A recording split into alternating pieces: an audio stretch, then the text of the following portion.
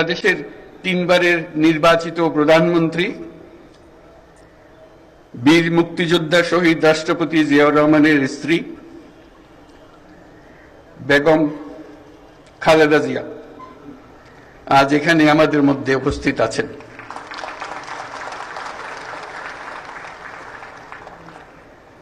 এক যুগ ধরে তিনি এই মহাসম্মেলনীতে অংশগ্রহণ করার সুযোগ পান নাই।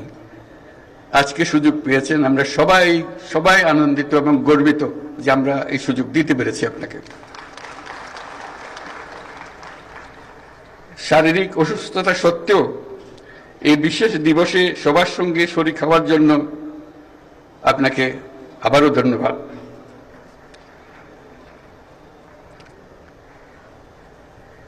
আমরা তার আশু রোগমুক্তি কামনা করছি এবং এই অনুষ্ঠানে বিশেষভাবে স্বাগত জানাচ্ছি। প্রিয় সহকর্মীবৃন্দ, তিন বাহিনীর প্রধানগণ, সশস্ত্র বাহিনীর অবসরপ্রাপ্ত ও কর্মরত সদস্য এবং তাদের পরিবারবৃন্দ, সম্মানিত অতিথিবৃন্দ,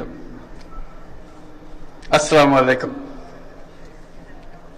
সশস্ত্র বাহিনী দিবস উদযাপন উপলক্ষে আয়োজিত আজকের এই সম্বর্ধনা অনুষ্ঠানে আপনাদের সকলকে স্বাগত জানাই। গভীর শ্রদ্ধা ও সমবেদনা জানাচ্ছি। প্রিয় সুধীবৃন্দ, বাংলাদেশ শান্তিপ্রিয় এক দেশ। প্রতিবেশী সহ সকল রাষ্ট্রের সাথে বন্ধুত্বপূর্ণ ও শ্রদ্ধাশীল সহযোগিতার মাধ্যমে সহাবস্থানই আমাদের মূল লক্ষ্য। তথাপি যে কোনো আগ্রাসী বহুশত্রুর আক্রমণ থেকে দেশের সার্বভৌমত্ব রক্ষার জন্য আমরা সদা প্রস্তুত এবং দৃঢ় সংকল্পবদ্ধ। সে লক্ষ্যে উন্নত বিশ্বের সঙ্গে তাল মিলিয়ে আমাদের সেনা, নৌ ও বিমান বাহিনী পুনর্গঠন, সশস্ত্র বাহিনীর সদস্যদের উন্নত প্রশিক্ষণ ও বাহিনী সমূহকে আধুনিক প্রযুক্তির সংযুক্তির প্রয়াস অব্যাহত রয়েছে।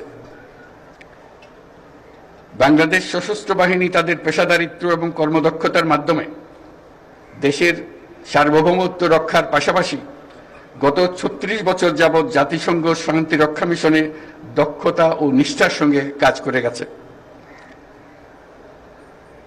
শান্তি ও নিরাপত্তা বজায় রাখার প্রচেষ্টায় বাংলাদেশ আজ একটি দায়িত্বশীল ও নির্ভরযোগ্য নাম। জাতিসংঘে আমাদের শান্তিরক্ষীরা ৪৩টি দেশে ৬৩টা ইউএন মিশন সফলতার সঙ্গে সম্পন্ন করেছে। বর্তমানে